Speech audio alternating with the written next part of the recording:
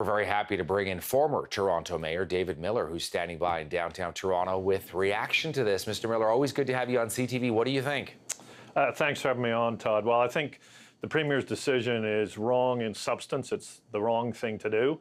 And certainly the way he's gone about it is completely outrageous. As your story noted, the campaign registration period ended at 2 o'clock today, and at 9 o'clock this morning to announce that we're having a completely different election is just wrong. And on top of that, the current law is the City of Toronto sets its own boundaries for elections. They've just had a year-and-a-half consultation in which tens of thousands of people were involved and came up with the current boundaries and the current constitution of council. So to override that work of the people of Toronto arbitrarily is fundamentally wrong, anti-democratic, and the result itself, if he gets his way, will be very bad. You were the mayor of Toronto for 7 years, and I'm curious whether you think there is an argument to be made that the city council is too big. Well, occasionally council debates look bad. There's no question about that. But at its best, the form of government that we have in Toronto is highly democratic. There's no party politics. There's no person telling you how to vote. It's up to people to represent their neighborhoods. And the way this system works, it needs leadership to address issues. And, if you use my time in office as a precedent between 2003 and 2010, we showed leadership on issues like public transit, like helping people off the street into homes, like investing in young people in low-income neighborhoods, and made massive progress. So the system can work if you have the right leadership. One of the ironies here is Mr. Ford was critical about progress on transit. Well, we made huge progress while I was in office, and then he and his brother canceled some of the construction costing literally $100 million. So it's not, to me, the number of politicians. It's who you elect and what they're doing that matters. And in the case of Toronto, we've had some pretty good results with this kind of system. Some of the criticism coming out today, Mr. Miller, and I know you've heard it, is that this is payback and retribution by Doug Ford, angry with his former colleagues, his rivalry with John Tory, his anger over how his late brother was treated now that he is in charge and constitutionally has the right to do this. He intends to push forward.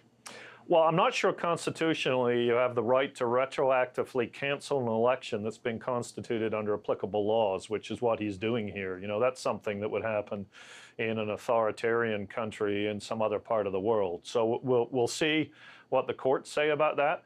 I can't impugn motives to Mr. Ford. It's just such an outrageous way of going about it and such the wrong decision. Municipal government isn't like the province or the federal government. You don't just debate laws. Councillors are there to represent their constituents and go to meetings on local issues every night of the week.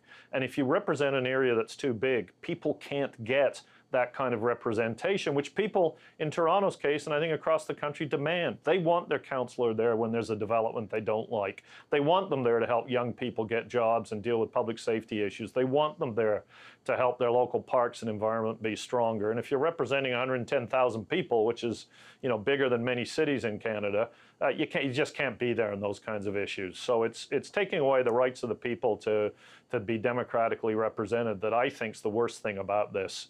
And I think we'll see people speak up very strongly in this city. People are watching across the country, Mr. Miller. We just want to bring up some graphics to show people sort of how the different city councils that we've chosen from different cities in Canada stack up. Montreal, 64 councillors, and the population about half the size of Toronto, Ottawa, Calgary, Vancouver, just to give a bit of a frame of reference here. Much smaller cities, of course, than Toronto.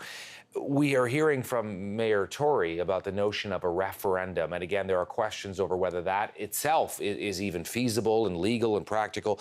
Is that part of this answer here? Do you think there needs to be a strong response from City Council? What can they do here? Well, I think Council should simply be saying no.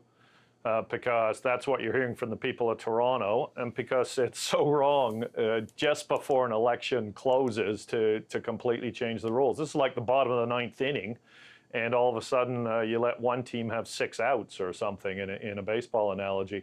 And I also do want to comment on the number of councillors issue, because what people may not understand across Canada is Toronto is a blend of regional and local government. So it does services like housing, social assistance, public health that in other places may be done not by that local government. So there's a lot that Toronto does. It's actually the 5th largest government in Canada. And so the idea that it can be run in the same way as a government that doesn't have those responsibilities is simply farcical. And I don't know if Mr. Ford is trapped by his own ideology or it's some personal motivation, but this is a really egregious decision done in the worst possible way. It indicates a contempt for the people of Toronto and a contempt for local government. And you don't want to see that in a premier at all. David Miller, the former mayor of Toronto from 2003 to 2010. Great to have you on the program, Mr. Miller, and thank you for taking the time for CTV today. Todd, thanks for having me on.